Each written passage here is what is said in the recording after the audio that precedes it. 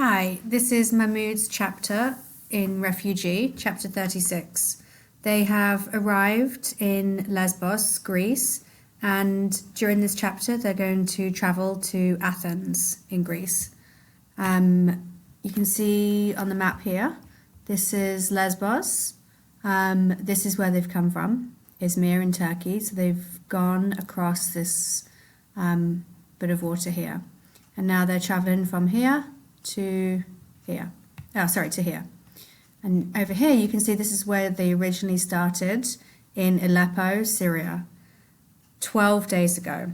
However, this must feel like an absolute lifetime for Mahmoud and his family. 12 days isn't even 2 weeks, but so much has happened to them in these 12 days. Mahmoud was in another tent city. The paved parking lot at the pier in Lesbos was full of the kinds of camping tents sold in sporting goods stores. Round-topped, single-family tents of blue and green and white and yellow and red, all provided by Greek relief workers who knew the refugees had nowhere to stay while they waited for the ferry to Athens to come. Wet clothes were hung out to dry on bicycle racks and traffic signs, and refugees gathered around camp stoves and hot plates. So this is the kind of refugee camp that Niccolo Govani was talking about when he came to talk to us about the refugee camp that he worked at in, I can't remember which Greek island. So some of the pictures that you saw there, this is the kind of thing that Mahmoud and his family are living in. It should have been a lively place, full of songs and laughter like the Kilis refugee camp. But instead, a soft, mournful murmur of conversation hung over the tent city like a fog. Mahmoud wasn't surprised. His family felt exactly the same way. They all should have been excited to finally be in Greece. After all, this is where they've been aiming for this whole time.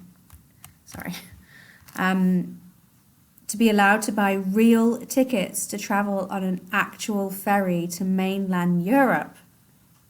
But too many of them had lost someone in the sea crossing to be happy. Mahmoud's mother had gone from tent to tent to tent to tent, asking after Hannah. Mahmoud had helped. It was his fault she was gone after all.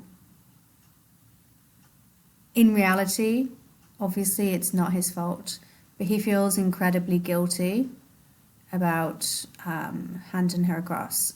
And he absolutely shouldn't, but guilt doesn't make sense, right? But no one at the dock had her, and no one had been on the dinghy that had taken her.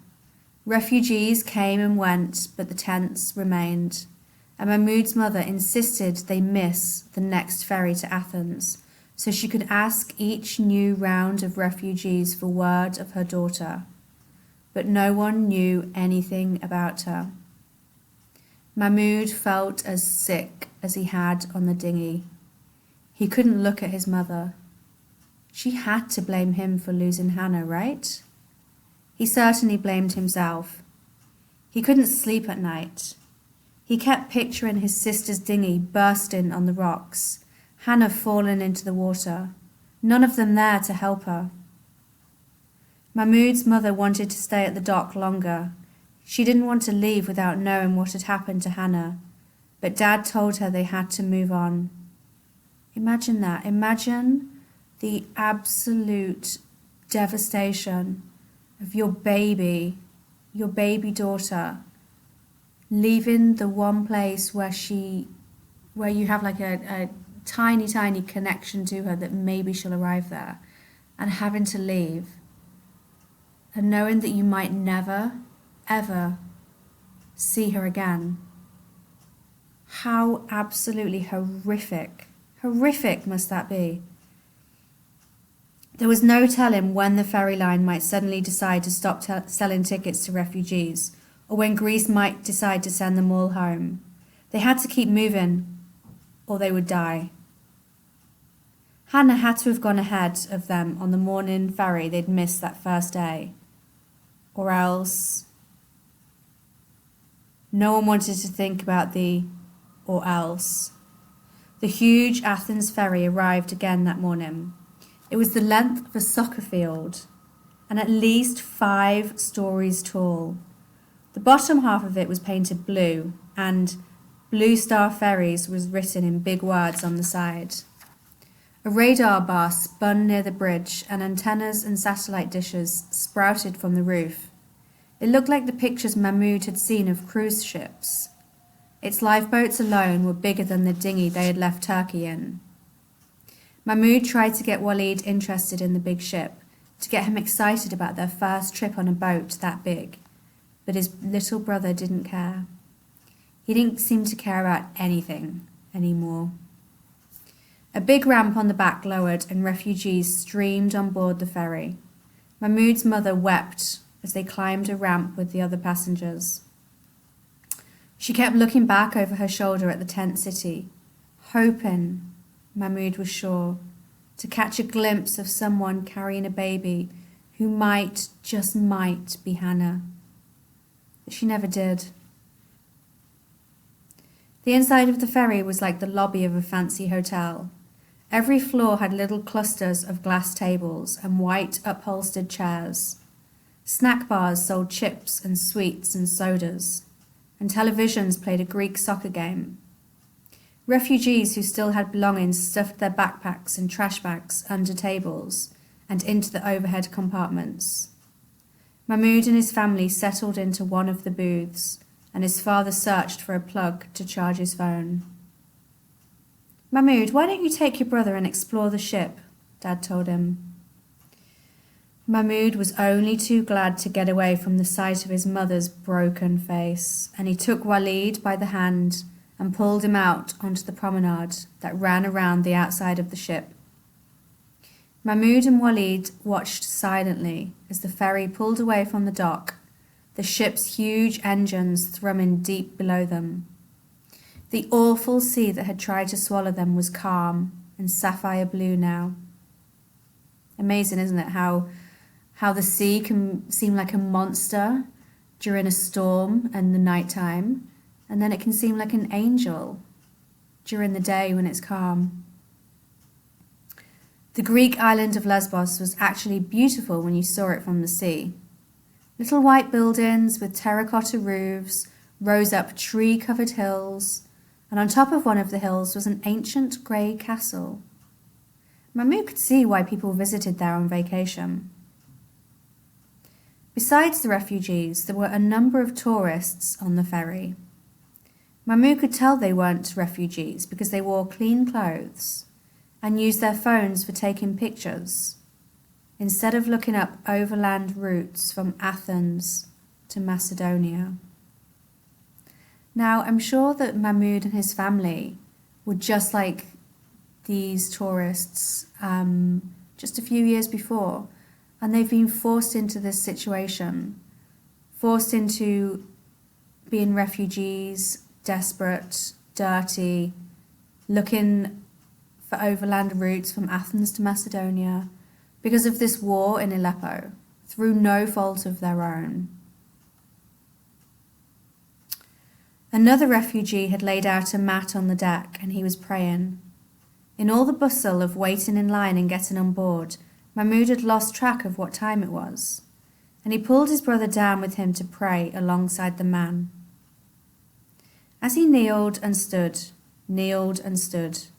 Mahmoud was supposed to be focused only on his prayers. But he couldn't help notice the uneasy looks the tourists were giving them, the frowns of displeasure, for basically only following their ritual, their religious prayer. Like Mahmoud and his brother and this man were doing something wrong, but they weren't. The vacationers dropped their voices, and even though Mahmoud couldn't understand what they were saying, he could hear the disgust in their words. This wasn't what the tourists had paid for. They were supposed to be on holiday, seeing ancient ruins and beautiful Greek beaches, not stepping over filthy, praying refugees. Mahmoud realised they only see us when we do something they don't want us to do. The thought hit him like a lightning bolt.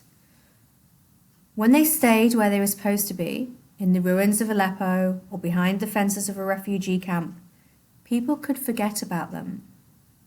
Okay, so we sometimes see them on the television, on the news, but we can switch channels, right? We can turn the TV off. But when refugees did something they didn't want them to do, when they tried to cross the border into their country, into Italy, or they slept on the front stoops of their shops, or they jumped in front of their cars, or they prayed on the decks of their ferries, that's when people couldn't ignore them any longer. Mahmoud's first instinct was to disappear below decks, to be invisible. Being invisible in Syria had kept him alive.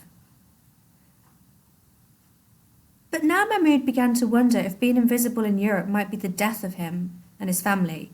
If no one saw them, no one could help them. This is his aha moment. And maybe the world needed to see what was really happening here. My goodness me, yes. That is so, so true. It was hard not to see the refugees in Athens when Mahmoud got there. Syrians were everywhere, in the streets and hotels and markets.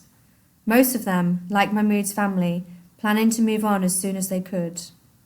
Mahmoud's father thought he had the right documents to travel freely in Greece, but a woman at an immigration office told him he would need to go to a local police station first to get an official document, and the police told him he would have to wait up to a week. "We can't wait a week," Mahmoud's father told his family. They had found a hotel for €10 a night per person, and the people of Athens were very friendly and helpful. But Mahmoud knew his parents only had so much money, and they still had 4 more countries to cross before they reached Germany. Mahmoud's mother would have stayed a week or even longer to keep asking everyone she met if they had seen a baby named Hannah. But it was decided they would take a train to the border of Macedonia. You can see here. So they're here.